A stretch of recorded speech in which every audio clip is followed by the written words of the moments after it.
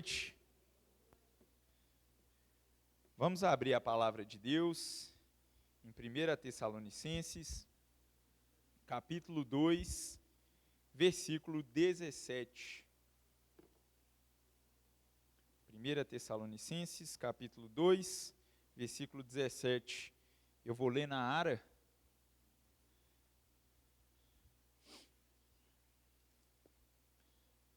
Amém.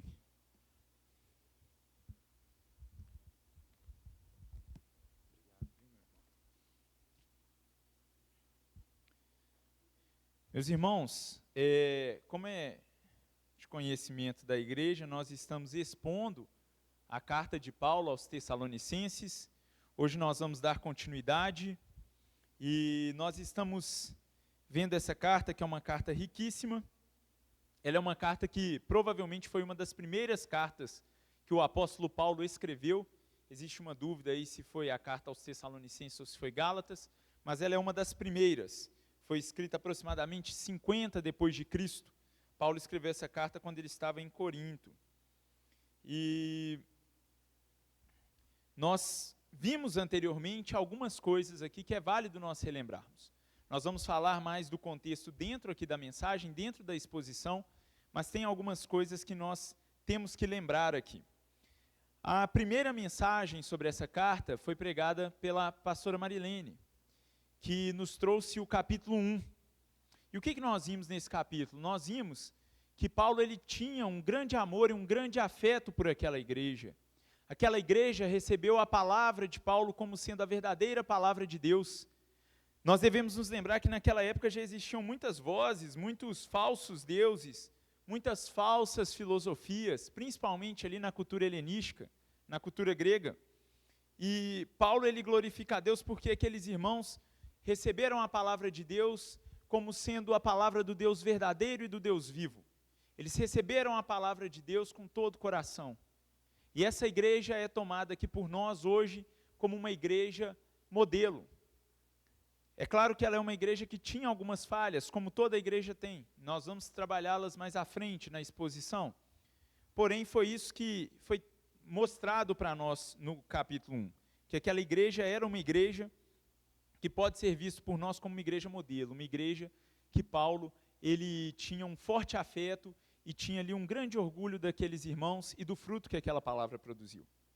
Posteriormente, o pastor Glaico trouxe para nós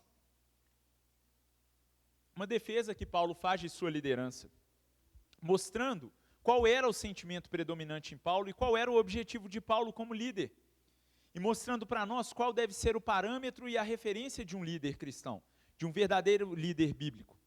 Paulo era um homem que tinha preocupação com a propagação do evangelho verdadeiro.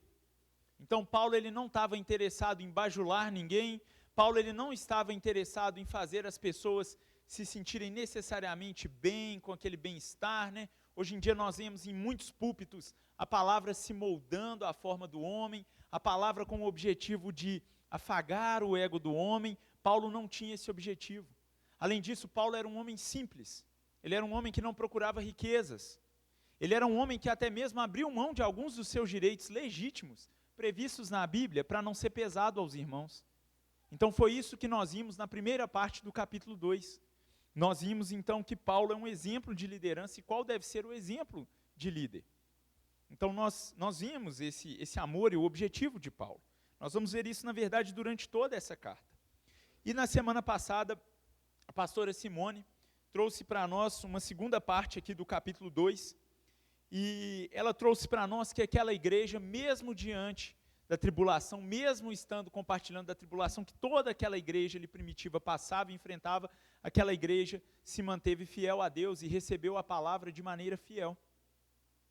E hoje nós vamos continuar ainda dentro dessa temática, da temática deixada para nós aqui no último domingo. Então, vamos para o nosso texto. Vamos fazer a leitura. O título da nossa mensagem de hoje é Sendo Igreja em Meio à Tribulação. Vamos à leitura. Diz assim, versículo 17. Ora, nós, irmãos, orfanados por breve tempo de vossa presença, não porém do coração, com tanto mais empenho, diligenciamos com grande desejo e ver-vos pessoalmente. Por isso, quisemos ir até vós, pelo menos eu, Paulo, não somente uma vez, mas duas. Contudo, Satanás nos barrou o caminho. Pois quem é a nossa esperança, ou alegria, ou coroa em que exultamos na presença do Senhor Jesus em sua vinda? Não sois vós? Sim, vós sois realmente a nossa glória e a nossa alegria. Porque não podendo suportar mais o cuidado por vós, pareceu-nos bem ficar sozinhos em Atenas. E enviamos nosso irmão Timóteo, ministro de Deus no Evangelho de Cristo, para, em benefício da vossa fé, confirmar-vos e exortar-vos, a fim de que ninguém se inquiete com estas tribulações. Porque vós mesmos sabeis que estamos designados para isto. Pois quando ainda estávamos convosco, predissemos que íamos ser afligidos, o que de fato aconteceu, e é do vosso conhecimento. Foi por isso que, já não me sendo possível continuar esperando, mandei indagar o estado da vossa fé, temendo que o tentador vos provasse e se tornasse inútil o nosso labor. Agora, porém, com o regresso de Timóteo, vindo do vosso meio, trazendo-nos boas notícias da vossa fé e do vosso amor, e ainda que sempre guardais grata a lembrança de nós, desejando muito ver-nos, como, aliás, também nós a vós outros. Sim, irmãos, por isso fomos consolados acerca de vós, pela vossa fé, apesar de todas as nossas privações e tribulações, porque agora vivemos, se é que estáis firmados no Senhor. Pois que ações de graças podemos tributar a Deus no tocante a vós outros, por toda a alegria com que nos regozijamos por vossa causa diante do nosso Deus, orando noite e dia com o máximo empenho, para vos ver pessoalmente e reparar as deficiências da vossa fé? Ora, o nosso mesmo Deus e Pai, e Jesus, nosso Senhor, dirijam-nos o caminho até vós, e o Senhor vos faça crescer e aumentar no amor uns para com os outros, e para com todos, como também nós para convosco, a fim de que seja o vosso coração confirmado em santidade, isento de culpa na presença do nosso Deus e Pai, na vinda de nosso Senhor Jesus com todos os seus santos. Amém? Vamos orar a Deus? Senhor, está aqui a Tua palavra, em nome de Jesus, Pai, que o Senhor possa falar conosco como sempre tem falado essa noite. Deus, ajude-me, livre-me do erro, que em nome de Jesus a Tua palavra possa ser exposta aqui com fidelidade e com clareza, em nome de Jesus. Também peço pelo coração de cada um que aqui está, que o Senhor abra o entendimento neste momento, em nome de Jesus, que os corações estejam, ó Pai, abertos e que a Tua palavra possa penetrar profundamente. Em nome de Jesus, console, exorte, ó Deus, que a Tua palavra possa nos admoestar, nos ensinar nessa noite. Ó Pai, por favor, nos ajude, porque nós precisamos do Teu Santo Espírito. Nós somos limitados, Deus, nós somos caídos, nós somos pequenos, mas o Teu Santo Espírito é aquele que, através da palavra, trabalha em nossos corações. Nos ajude, Pai, porque sem Ti nós nada podemos fazer. Somos carentes do Teu Espírito e da Tua palavra. Guarde cada um aqui, que nós possamos sair essa noite transformados e alimentados pela Tua palavra, em nome de Jesus. Amém.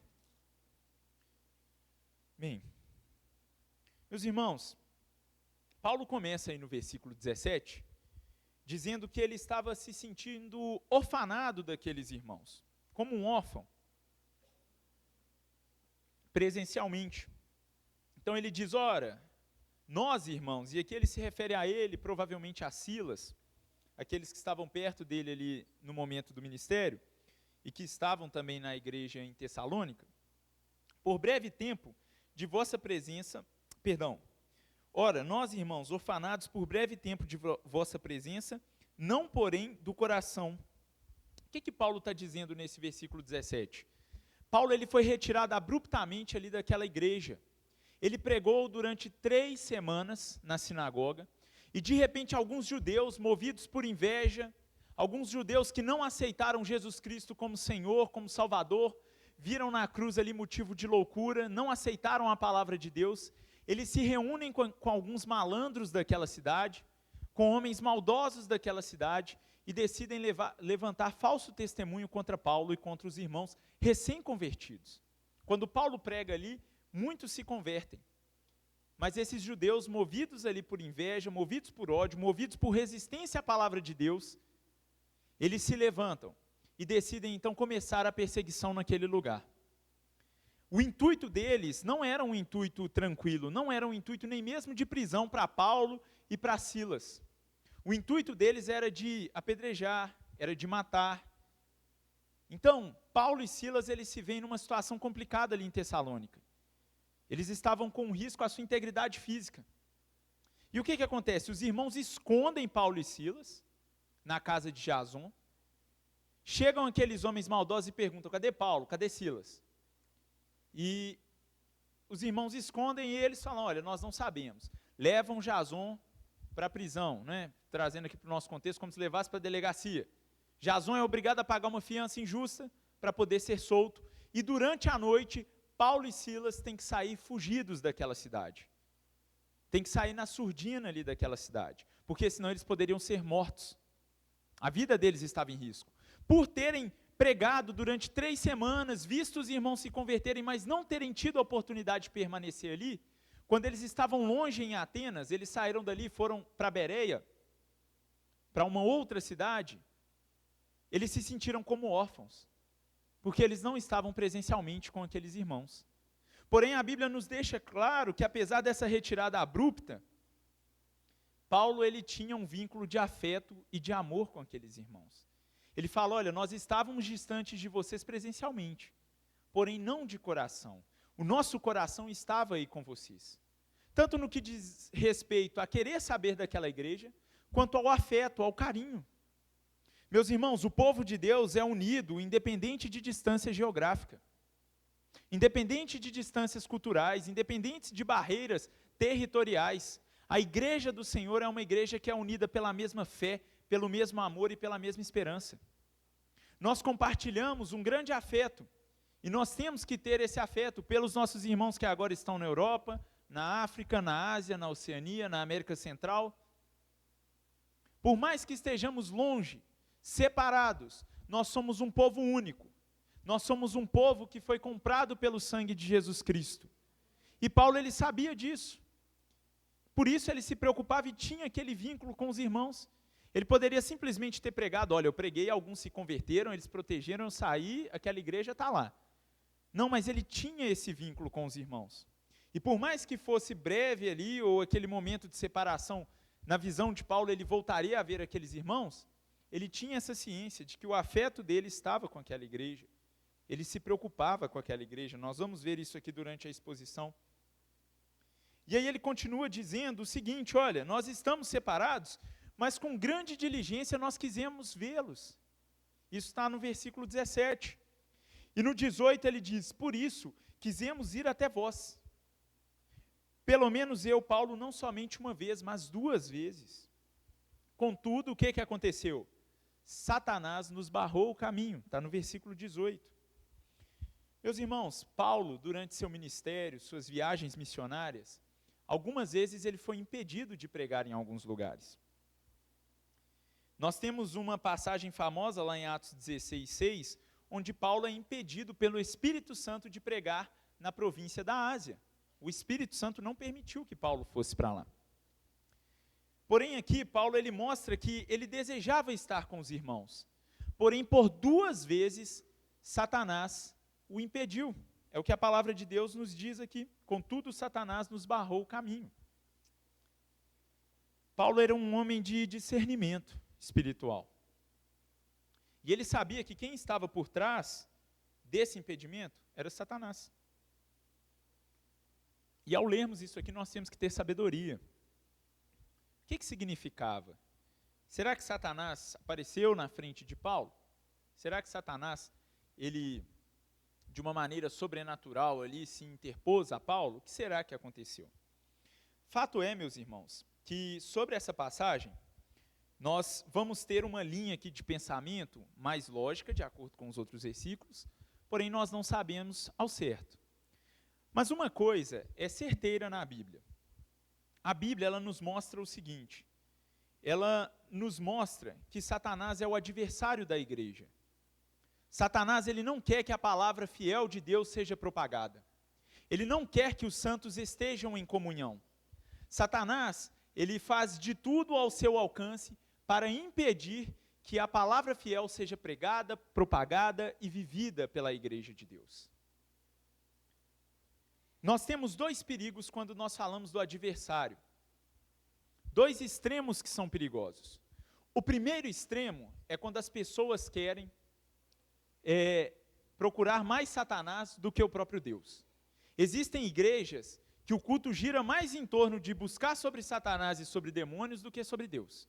A Bíblia não nos incentiva a isso.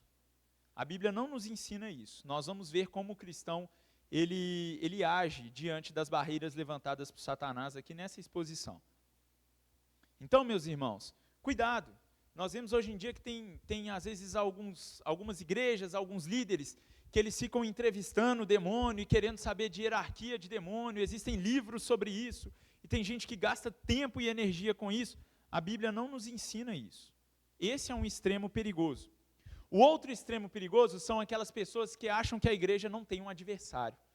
Acham que Satanás é uma fábula, é uma historinha, que ele não atua e não opera.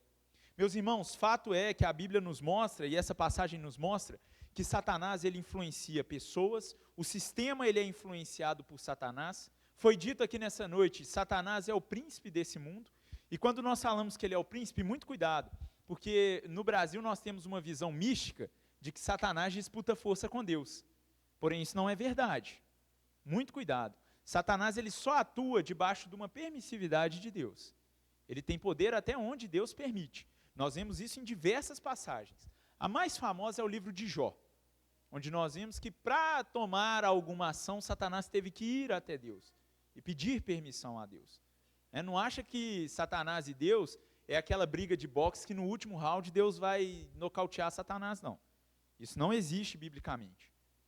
Não se compara o poder de Deus com o poder de Satanás. Mas fato é, a igreja tem um adversário, e esse adversário, ele age para nos impedir. Ele age utilizando homens, o sistema é feito por homens, autoridades, ele pode agir sim utilizando de catástrofes, fenômenos da natureza.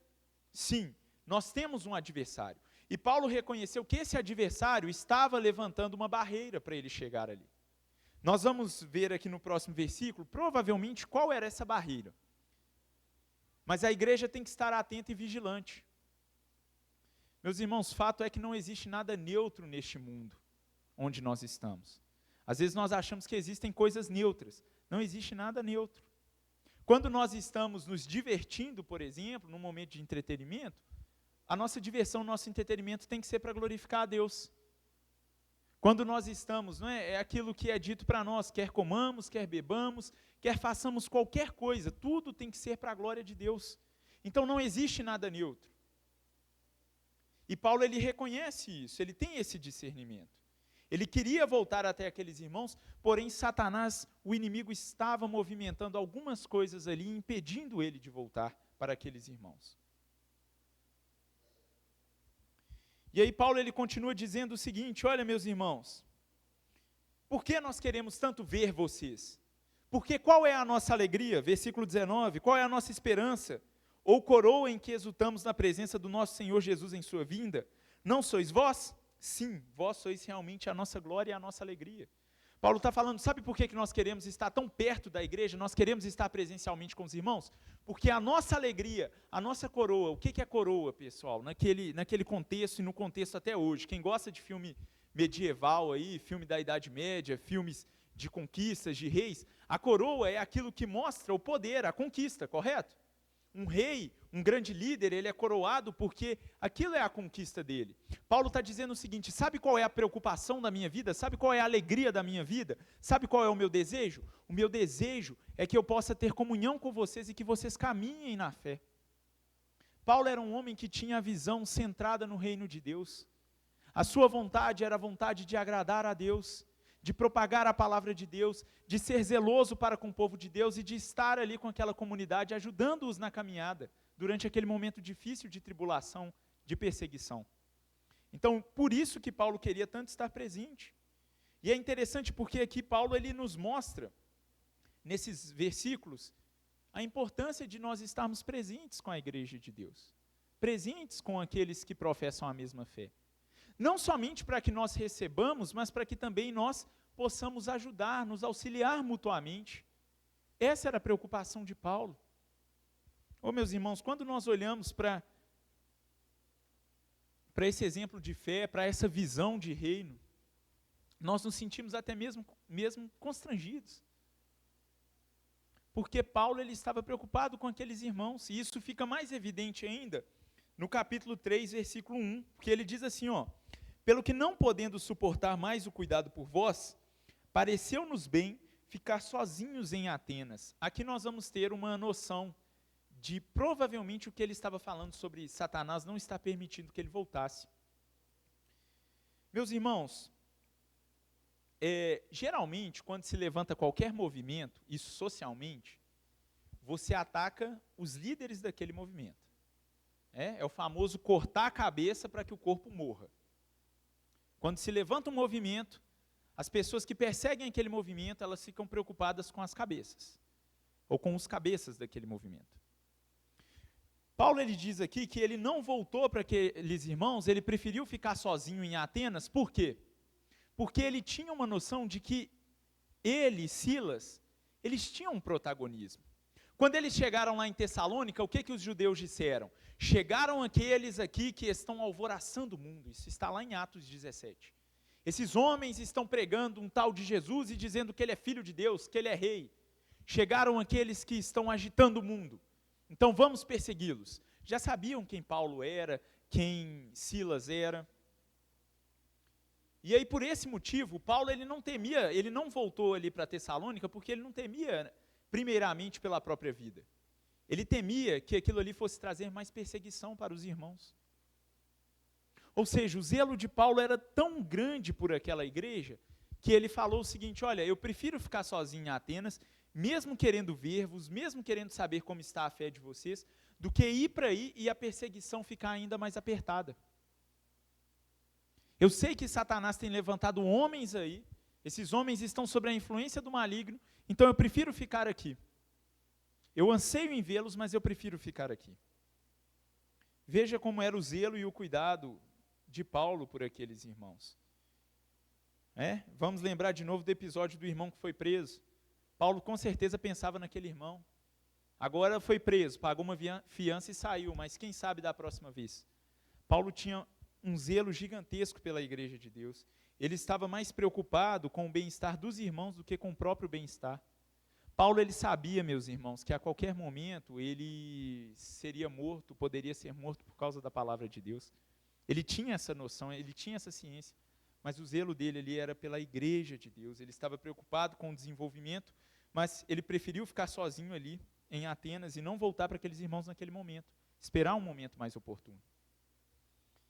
Que exemplo de abnegação, que exemplo de abrir mão da própria vontade e se preocupar consigo mesmo para se preocupar com a igreja e com a propagação do evangelho. Isso é algo muito lindo de nós vermos. Mas Paulo, por mais que ele não pudesse estar ali presencialmente, ele toma uma atitude. Lá de Atenas, ele decide enviar Timóteo. Temos isso aí no versículo 2 do capítulo 3. E enviamos nosso irmão Timóteo, ministro de Deus no evangelho de Cristo, para em benefício de vossa fé confirmar-vos e exortar-vos.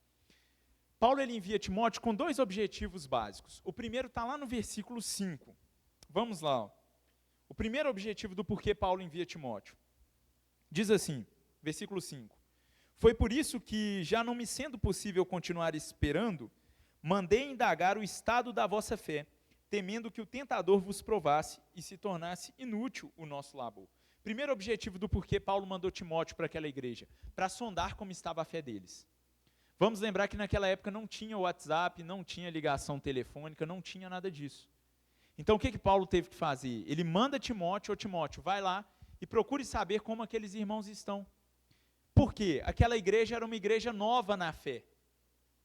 Ela era uma igreja que estava numa região gentílica e que era nova na fé, era neófita. Então eles acabam de receber a palavra e o que eles ganham de brinde?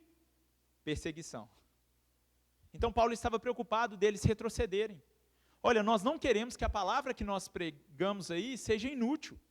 Então eu estou enviando Timóteo para saber como está a situação. Tanto que Paulo ele escreve essa carta depois que Timóteo volta e traz as notícias para ele. Então ele diz, olha, nós enviamos Timóteo para saber como vocês estavam, para saber se o nosso trabalho aí não foi em vão, se de fato a palavra continua fortificada no coração de vocês. Esse era o primeiro objetivo. E o segundo objetivo está no versículo 2, que diz assim, olha, Timóteo foi aí para confirmar-vos, esse confirmar-vos é dar força e exortar-vos, ou seja, consolar-vos, animar vocês, fortalecer a fé de vocês, fixar a fé de vocês. Então Paulo ele queria um feedback, ele queria um retorno daquela igreja, e ele queria que Timóteo chegasse ali e consolasse aqueles irmãos, desse ânimo àqueles irmãos. Paulo envia Timóteo com esses dois objetivos. E nós sabemos como é que a igreja ela é consolada, como é que a igreja ela é estimulada e animada. A igreja é consolada e estimulada pela palavra de Deus. A igreja ali em Tessalônica, ela precisava ser lembrada de que eles foram salvos, de que eles estavam perdidos em seus delitos, em seus pecados, que eles eram inimigos de Deus, e que Deus poderosamente chegou com a palavra dele, com todo amor, e mostrou Cristo Jesus, o nosso Senhor e Salvador, e que por mais que eles estivessem passando por um momento de tribulação, de perseguição, que o futuro deles era glorioso com o Senhor Jesus Cristo. É assim que Timóteo exortou aquela igreja.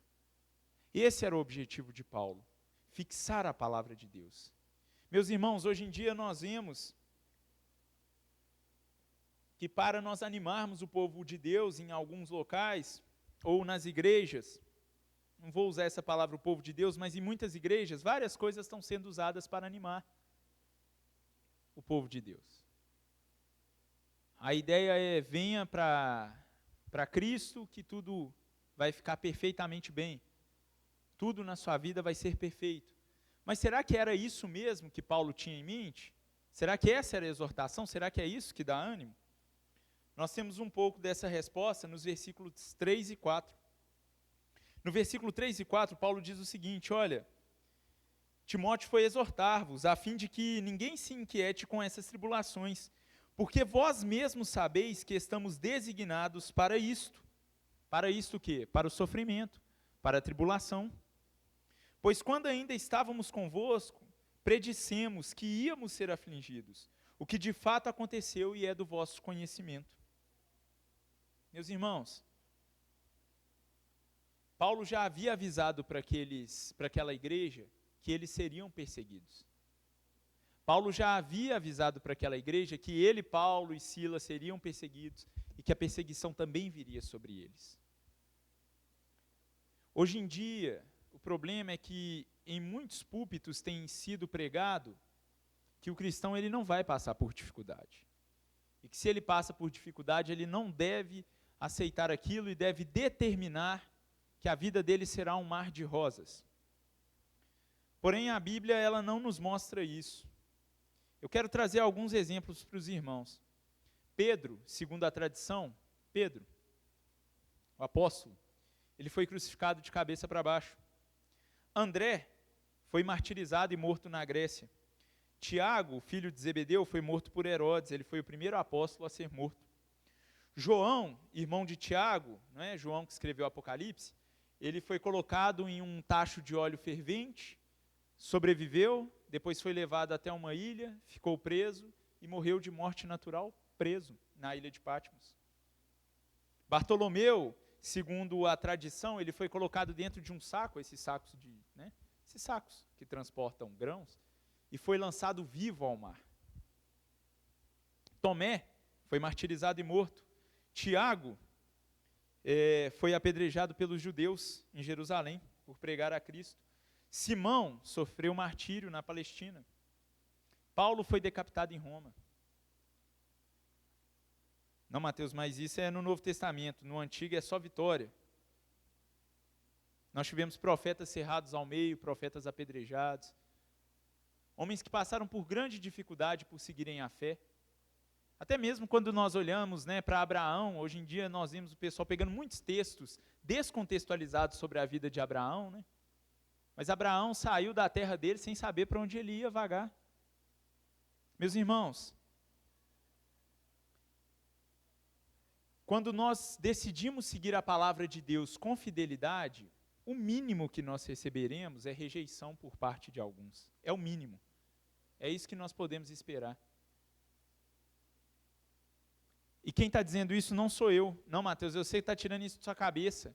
Eu sigo a palavra de Deus fielmente e eu passo pela vida inteira, eu nunca fui rejeitado. No mínimo, rejeição. A Bíblia diz que se o mundo nos odeia, é porque primeiro odiou a ele. Está lá em João 5,18. Se vocês fossem do mundo, o mundo amaria o que era seu, mas porque vocês não são do mundo, antes eu vos escolhi do mundo, por isso é que o mundo vos odeia. 1 João nos diz, meus irmãos, não vos maravilheis se o mundo vos odiar. Fora a perseguição e a rejeição, nós passaremos nessa vida por tribulações, por momentos difíceis que podem vir de doenças, enfermidades, catástrofes. Afinal de contas, esse mundo é caído. E como foi dito aqui, esse mundo ele é controlado por um adversário que não quer que a fé da igreja permaneça. Mas tem uma coisa, meus irmãos, que aqueles irmãos, eles foram fortalecidos, e que em nome de Jesus deve fortalecer as nossas vidas todos os dias. Nós fomos salvos, nós temos paz com Deus, e pela graça e pelo mérito de Cristo Jesus, o nosso futuro é glorioso. A nossa esperança é Cristo Jesus. Mateus, você não sabe o que eu estou passando. De fato, talvez eu não saiba. Mas uma coisa eu posso te dizer: continue fiel, continue fortalecido e confiante no Senhor Jesus Cristo. Continue a sua caminhada cristã com fidelidade a Deus e amando o próximo. E firme, sabendo de que a nossa esperança futura é maravilhosa. E não é porque nós merecemos, não é porque somos bonzinhos. É porque Cristo Jesus morreu por nós na cruz do Calvário. É por isso. É isso que deve animar a igreja. Se essas palavras não nos consolam, não nos exortam, o problema não está com a Bíblia, o problema está conosco. Nós devemos dobrar os nossos joelhos, nos quebrantar diante de Deus e pedir misericórdia. Hoje em dia, esse negócio de que precisa se subir no púlpito e dizer, olha, a sua vida sentimental em 2025 será maravilhosa, você que está sem namoradinho, vai arrumar um namoradinho, você que está sem dinheiro, vai chover dinheiro. Se você precisa disso, para que a sua fé seja consolada, a sua fé está sendo falsa. A nossa fé e a nossa visão está nesse mundo e não no reino de Deus. Meus irmãos, a dificuldade é certa, ela virá. Mas nós temos a confiança em Cristo Jesus. Nós podemos ter uma vida de padecimento aqui nessa terra, mas que em nome de Jesus, a nossa fé esteja consolidada em Cristo Jesus e na obra que Ele fez por nós na cruz do Calvário. Isso tudo aqui vai passar. Isso tudo aqui vai passar. Mas a eternidade, a vinda de Cristo, o juízo dele sobre as nações, isso permanecerá para todos sempre. E a palavra de Deus nos diz que bem-aventurados, felizes, são aqueles que lavaram as suas vestes no sangue do Cordeiro. Aqueles que foram purificados, regenerados e salvos e que hoje têm paz com Deus. Isso que deve nos consolar. Essa é a exortação para a igreja. A exortação não é dizer, olha, não vai vir dificuldade. Isso é mentira. As dificuldades virão. Porém, aqueles que permanecerem fiéis, no final terão a sua coroa. Isso que nos deve consolar. Então, Paulo ele não chegou para aqueles irmãos pregando que não haveria tribulação, não. E aqui no nosso contexto, meus irmãos, que nós sejamos fiéis. Eu vou falar das aplicações no final, mas que nós sejamos fiéis a Deus. Aqui, graças a Deus, e nós temos que zelar por isso, nós temos que orar, nós podemos eleger os nossos representantes. Naquela época não era democracia, nós vamos eleger os representantes que não nos vão perseguir, correto? Não vai eleger uma pessoa que vai fazer um projeto de lei para perseguir a igreja, para tirar a nossa liberdade de expressão. Aqui, graças a Deus, hoje o que nós enfrentamos é rejeição em alguns lugares, quando você prega a palavra fiel, quando você vive a palavra. Mas que nós venhamos continuar firmes, com a nossa fé arraigada. Continuando, qual foi o feedback? Então, Paulo envia Timóteo com 2 objetivos. Por quê? Porque aqueles irmãos estavam sendo provados, a fé deles estava sendo testada, e Paulo ele tem um feedback positivo, ele tem um retorno positivo de Timóteo. Qual retorno era esse? Está nos versículos 6 e 7. A palavra de Deus nos diz que nos versículos 6 e 7, Paulo ele ele recebe o seguinte feedback ali de Timóteo. Primeiro, a igreja estava com a fé consolidada e operosa. Ou seja, eles estavam fortalecidos. E ali aquela igreja tinha um desafio muito forte, que era o seguinte: vocês não precisam de negar Cristo, não. Só que é o seguinte, ó, vocês estão falando aí que Jesus salva, mas sigam os rituais aqui judaicos. A circuncisão também é necessária, senão vocês não são salvos. Guardar a dieta alimentícia é necessário, senão vocês não são salvos. Ou seja, ali eles tinham uma tentação de não somente abandonar a fé, como relativizar a fé, assim como nos nossos dias. Nos nossos dias atuais, alguns não abandonam a fé, mas começam a relativizar. A Bíblia já não é mais a palavra de Deus, alguns versículos servem, outros não. Mas glória a Deus, que aquela igreja era uma igreja que estava com a fé consolidada e operosa, mesmo que fossem novos convertidos. A igreja também estava agindo em amor, e o amor aqui está relacionado com um amor prático, um amor que auxiliava os irmãos em suas necessidades, um amor que fazia com que eles quisessem estar juntos e compartilhassem o que eles tinham. E a igreja também ansiava por ver Paulo e Silas, ou seja, eles de fato entenderam e viram nos apóstolos que aqueles homens eram homens que levavam a palavra de Deus verdadeira e genuína. O ministério de Paulo era acusado de ser um ministério falso, de ser um ministério que era interesseiro. Mas aqueles irmãos, eles ansiavam, está lá no versículo 6, que eles desejavam muito ver a Paulo, ver a Silas, tê-los presencialmente, ou seja, eles encararam de fato a palavra dos apóstolos como palavra de Deus. E o que Paulo, quando Paulo recebe essa notícia, qual é a reação dele? Não poderia ser outra. Paulo, ele se regozijou, ele ficou feliz, ele se alegrou. Isso é mostrado para nós nos próximos versículos, continuando aí no 7. Sim, irmãos, por isso nós fomos consolados acerca de vós, pela vossa fé, apesar de todas as nossas privações e tribulação. Então, olha, nós estamos passando dificuldade aqui, nós não podemos vê-los, mas nós estamos felizes, porque Timóteo trouxe boa notícia. E qual boa notícia é essa? A igreja tem uma fé e um amor operoso. A igreja recebeu a palavra de Deus. Versículo 8, porque agora vivemos, ou seja, nós somos reanimados, se é que vocês estão no Senhor. Então, se vocês estão no Senhor, nós estamos felizes, nós estamos alegres. Vocês nos vivificaram, essa notícia nos vivificou. E ele continua no 9, pois que ações de graças podemos tributar a Deus no tocante a vós outros, por toda a alegria com que regozijamos por vossa causa diante do nosso Deus, orando noite e dia com máximo empenho para vos ver pessoalmente e reparar as deficiências da vossa fé. Ou seja, nós estamos felizes, nós recebemos um bom feedback, mas nós estamos orando dia e noite para que nós possamos voltar aí para consolá-los e também para corrigir algumas falhas. Nós vamos ver que essa igreja não era perfeita, e Paulo queria estar presencialmente ali para corrigir alguns pontos doutrinários. Eles eram novos na fé. Paulo precisava corrigir algumas coisas. E esse versículo 10 é interessante porque ele nos traz uma lição muito legal. Lembram que nós dissemos que Paulo ele reconheceu e teve o discernimento que Satanás estava impedindo ele de chegar até aqueles irmãos? O que Paulo estava fazendo para voltar para aquela igreja? Versículo 10. Orando noite e dia. Está aqui a resposta. O inimigo, ele vai se levantar contra a igreja. Ele sempre se levantou, desde o início, contra tudo aquilo que clamava e chamava o nome de Deus. No Antigo Testamento, no Novo Testamento, contra a igreja de Jesus Cristo. Porém, sabe qual deve ser a primeira resposta da igreja? Oração. Joelho dobrado. Quantas das vezes nós passamos por momentos difíceis e não oramos a Deus? Ou quantas das vezes também a nossa vida está aparentemente tranquila e nós esquecemos que temos um adversário e não oramos a Deus? Meus irmãos, Paulo ele desejava ver aqueles irmãos, por isso, ele sabendo que se tratava de uma obra do maligno impedindo, ele foi orar a Deus. Quem tem poder contra Satanás é o nosso Deus. É o nosso Senhor, por isso nós oramos. A oração expressa a confiança plena no nosso Senhor Jesus Cristo e no seu poder, em nos livrar do mal, em nos livrar das tribulações, das adversidades, ou em nos dar força para que nós prossigamos. Então Paulo orava para que pudesse voltar aqueles irmãos, para que pudesse vê-los novamente. Dia e noite ele era insistente. No versículo 11 ele continua com essa ideia.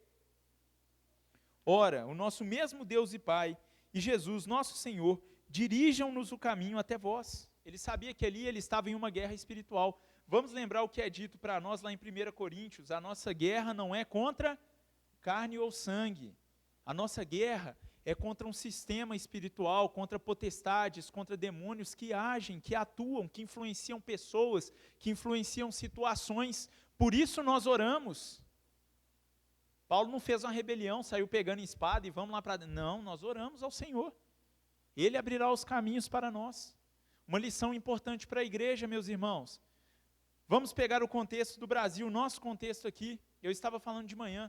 Muitas das vezes nós reclamamos dos nossos políticos. E eu não estou falando que os políticos são imunes à crítica, tá? Nós temos que ser críticos. O povo de Deus não é um povo ignorante, não. Mas muitas das vezes nós reclamamos, nós vamos lá e nos manifestamos, nós brigamos, mas nós temos orado, nós temos dobrado o nosso joelho, nós temos pedido ao Senhor que nos livre, nós temos pedido ao Senhor que abra os caminhos, nós temos pedido ao Senhor que tire essa influência maligna sobre esses homens. Nós temos que orar a Deus, nós temos que colocar a nossa situação diante de Deus. É isso que a Bíblia nos ensina. E continuando, para a última parte, antes das nossas aplicações. Versículo 12. E o Senhor vos faça crescer e aumentar no amor uns para com os outros e para com todos, como também nós para convosco, a fim de que seja o vosso coração confirmado em santidade. Vamos voltar um pouquinho, vamos parar aí no amor. Paulo, ele ansiava e ele queria que aquela igreja, mesmo durante o momento de perseguição e de aflição que eles estavam passando, ele queria que aquela igreja aumentasse o amor uns para com os outros. Meus irmãos, de nada adianta nós termos uma relação apenas vertical. Como assim, Mateus? Uma relação com Deus. Eu tenho a minha fé aqui com Deus, mas eu não tenho comunhão com ninguém. Eu tenho a minha relação aqui com Deus, mas eu não quero saber de igreja. Quantas das vezes nós escutamos de algumas pessoas, né? As pessoas até se denominam, eu sou cristão, sou evangélico, mas eu busco a Deus sozinho lá. Alguns até conhecem da Bíblia e falam, eu busco a Deus no meu secreto. Mas esse trem de igreja, não é isso que a Bíblia nos ensina. A Bíblia nos ensina que nós manifestamos o amor de Deus por nós no meio da nossa comunidade. Então, qual era o desejo? Olha, o amor de vocês está operoso, mas eu quero que o amor de vocês transborde, seja ainda maior, seja ainda mais forte. É o famoso está bom, mas pode melhorar. É isso que Paulo estava dizendo para aqueles irmãos. Eu sei que a tribulação está forte aí, mas não deixem de estar juntos. Não deixem de se ajudarem, de se consolarem, de exortarem uns aos outros, de darem ânimo, de admoestarem uns aos outros. É preciso que esse amor entre vocês cresçam. E esse amor entre vocês não deve crescer só no meio da comunidade. Extravasando esse amor deve ser manifesto onde também? Diz aí no versículo 12, com todos. E vamos lembrar que esse todos aqui era muito difícil, meus irmãos. Sabe por quê? Todos aqui eram os perseguidores. Todos aqui era uma sociedade que olhava para aquela igreja torcendo o nariz. É necessário que o nosso amor, ele primeiro seja consolidado dentro da nossa comunidade, mas ele não deve ficar somente dentro da nossa comunidade. E o amor verdadeiro é aquele amor que leva a palavra de Deus. É o amor que leva a palavra do Deus verdadeiro. Mostra às pessoas que elas precisam de um Salvador, que sem Deus elas estão caídas. Não existe isso de vivermos uma fé individual. Na Bíblia não existe isso. E Paulo desejava esse amor operoso para aquela igreja. Tanto em atender às necessidades dos irmãos, quanto também que esse amor extravasasse para quem estava fora. O nosso amor precisa ser um amor genuíno e que cresça cada dia mais e mais. Outro desejo, e último desejo aqui desse trecho, está no versículo 13. Paulo desejava para aquela igreja que o coração deles estivessem firmados em santidade para a volta de Cristo Jesus. O que isso significa, meus irmãos? Paulo aqui ele vai profundo. Por quê? Vocês sabiam que existem pessoas que não são cristãs, mas elas têm um bom testemunho? Talvez você até conheça alguém assim. Já conheceu? Às vezes você tem um vizinho, um amigo, um colega, ele não é cristão, mas ele tem um bom testemunho, ele é um bom pagador, ele é uma pessoa que tem palavra, não é uma pessoa mentirosa, é uma pessoa que às vezes honra a família, às vezes não honra a família dele. Porém, meus irmãos, o evangelho não é simplesmente sobre essa santidade, suposta santidade superficial. A Bíblia nos diz, lá em 1 Coríntios 4, 5, que quando o Senhor Jesus Cristo voltar, Ele trará à luz as coisas ocultas, Ele manifestará os desígnios, os objetivos do coração. Ou seja, o desejo de Paulo aqui é que aqueles irmãos tivessem um coração santificado, um coração puro, um coração obediente a Deus. Isso é muito mais profundo, isso é uma obra que somente o Espírito Santo de Deus pode fazer. Ninguém pode transformar corações. Você pode transformar comportamentos. Agora, transformar motivação, transformar o desígnio verdadeiro, porque a nossa motivação e o nosso desejo verdadeiro de obedecermos a Deus é a nossa resposta de gratidão a Jesus Cristo na cruz do Calvário. Nós obedecemos a Deus e, como diz a palavra do Senhor, nós amamos a Deus por quê? Porque Ele nos amou primeiro, porque nós reconhecemos o Deus vivo, nós reconhecemos que nós somos pó e que um dia de maneira misericordiosa, Ele foi até o pior lamaçal em que nós estávamos inseridos e nos tirou e nos deu paz com Deus e nos deu o seu Santo Espírito para que pudéssemos caminhar. É por isso que nós obedecemos, é por isso que nós nos dobramos diante da lei do Senhor. E o desejo de Paulo era esse. Paulo, a preocupação dele era, olha, essa igreja eu tive todo o carinho, eu fui como um pai para essa igreja, eles são como os meus filhos, eu zelo por eles, e eu quero que no final, quando Cristo voltar, encontre essa igreja com um coração puro e obediente a Deus. Esse era o último desejo, nesse trecho aqui de Paulo. E agora, meus irmãos, vamos para as nossas aplicações. Primeira aplicação, nós devemos amar a comunhão, presencialmente, né? Eu vou relatar isso com os nossos irmãos.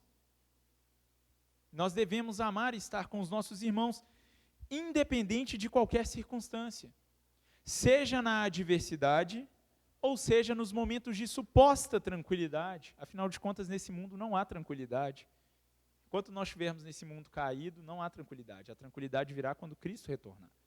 Mas nós devemos desejar estar com os nossos irmãos, que nem as adversidades e nem o conforto possa nos tirar da comunhão uns com os outros. Segundo, ainda dentro dessa linha, que nós sejamos encorajadores da fé e do amor na nossa comunidade, assim como Timóteo fez. Que em nome de Jesus Cristo nós possamos exortar, encorajar, se necessário admoestar nossos irmãos e também nos sujeitar ao encorajamento, às exortações e às admoestações que virem da palavra através dos nossos irmãos. Eu estava falando aqui hoje de manhã o seguinte, não sei se isso já aconteceu com vocês, às vezes a gente vai conversar com o irmão, já aconteceu comigo, às vezes aconteceu comigo, às vezes só eu que cometi esse erro. Às vezes um irmão vem para nós e conta que ele está passando uma dificuldade tremenda. Aí a gente olha para a cara do nosso irmão e fala assim, é complicado, né? No máximo, o que você diz é complicado, mas Deus está no controle. E Deus, de fato, está no controle, isso é uma consolação.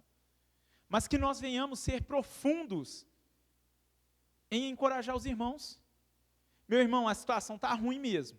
Nós vamos orar, porque Deus é poderoso. E quero te dizer uma coisa, independente da circunstância, nosso futuro é glorioso em Cristo Jesus. Nós devemos buscar isso. Nós devemos ter prazer em fazer isso, que o Senhor mude os nossos corações e nos encoraje a fazer isso.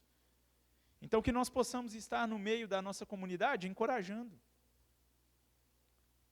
Meus irmãos, que as tribulações, as rejeições, não nos façam perder ou relativizar a nossa fé. Não tenha medo de ser fiel à palavra de Deus no seu emprego, na sua faculdade, na sua escola, onde quer que você esteja. Não tenha medo, até porque a palavra de Deus diz que esse tipo de covardia é pecado. Que em nome de Jesus Cristo, diante de rejeição, diante de perseguição, Aqui no Brasil, né, existe o famoso cancelamento, não só no Brasil, a nível mundial, aqui no Ocidente. Você é cancelado. Você é, às vezes, deixado de lado, porque você não riu das piadinhas de duplo sentido que foram colocadas naquele ambiente, porque você não compactuou com algo de errado que estava acontecendo, porque você um dia pregou a palavra verdadeira. Meus irmãos, não venhamos perder a nossa fé, que o Senhor nos livre do tropeço, e nem mesmo relativizá-la, porque nós vemos isso hoje em dia, infelizmente, vindo de lideranças dentro da igreja. Ah não, porque se eu pregar a palavra não vai encher a igreja, então eu preciso pregar um negócio diferente aqui, misericórdia.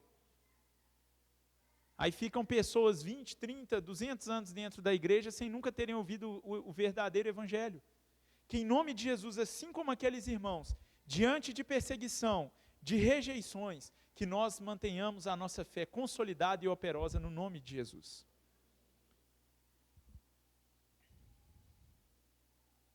E aqui no nosso contexto, que o conforto e a falsa sensação de segurança também não faça com que nós deixemos ou relativizemos a nossa fé.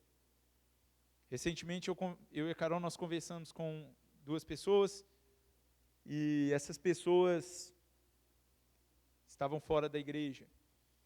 E você vê que os conceitos vão sendo relativizados, os comportamentos vão sendo relativizados, as palavras, as atitudes. E sabe qual é a base? O conforto. A vida está confortável demais. O conforto também é perigoso, meus irmãos. O entretenimento em excesso também é perigoso. A gente não consegue, às vezes, não, porque, nossa, ler a palavra de Deus 15 minutos, estudar de fato a palavra de Deus é muito chato, mas a gente consegue ficar 4 horas, 5 horas vendo série. Vira até a madrugada. Que em nome de Jesus o Senhor nos ajude com isso. Que nós possamos nos alegrar com o avanço espiritual da igreja. A Bíblia diz que nós devemos nos alegrar com os que se alegram.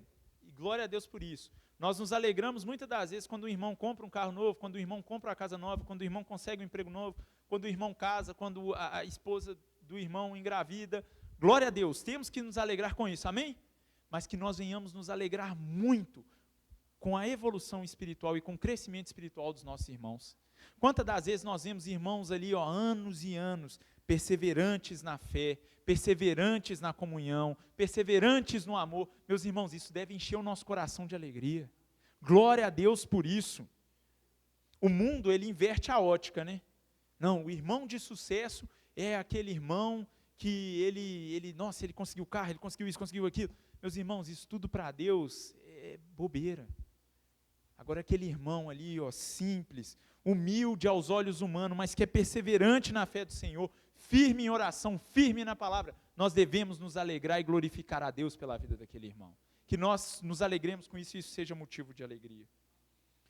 E por fim aqui, meus irmãos, que em nome de Jesus, o nosso amor como igreja possa ser um amor operoso mesmo diante das tribulações e das dificuldades. Que a nossa relação em todas as situações possa ser uma relação vertical e horizontal. Que nós amemos o povo de Deus, que o nosso amor cresça e transborde, e que ele vá para fora, e que lá no nosso serviço, lá na nossa faculdade, lá na nossa escola, lá com o nosso vizinho, nós falemos da palavra de Deus, no nome de Jesus. Porque essa é a maior manifestação de amor que você pode ter por alguém aqui nessa terra. É pregar a palavra do Deus vivo e verdadeiro. Amém? Vamos ficar de pé, vamos orar.